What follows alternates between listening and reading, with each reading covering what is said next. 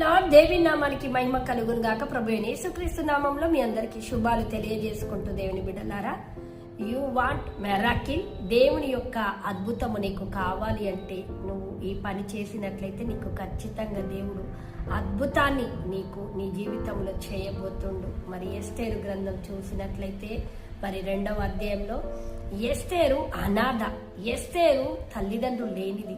కానీ ఎస్తేరు రాణిగా అవ్వడానికి, షూషాను కోటకు రాణిగా, మరి రాజుకు భార్యగా కావడానికి అర్థం మరి కారణం ఏంటిది అనంటే, దేవుడు ఎస్తేరు జీవితంలో ఒక అద్భుతము, రాణి అయ్యే అద్భుతాన్ని ఎలా చేశాడు అనంటే, మరి స్త్రీలు అలంకరింపబడిన అలంకరణ కంటే కూడా ఎక్కువ అలంకరణ కోరుకోలేదు. అంటే బాహ్య సంబంధమైన అలంకరణ కంటే కూడా ఆత్మ సంబంధమైన అలంకరణ, ఆత్మ సంబంధమైన అలంకరణ ఆమె ఎప్పుడైతే ధరించుకొని ఉందో, మరి దేవుడు అంటున్నాడు, మరి ఆత్మ సంబంధమైన అలంకరణను మరి తీసుకొని దేవుడు మరి ఆ అందాన్ని, ఆత్మ సంబంధమైన సౌందర్యము, అందాన్ని ఉపయోగించుకొని ఎస్తేరును రాణిగా చేసినట్లుగా మనం దేవుని లేఖనం చూస్తా ఉన్నాం. దేవుని బిడ్డలారా, నేనంటాను, దేవుడు నీలో ఆత్మ సంబంధమైనది ఏది చూస్తాడో,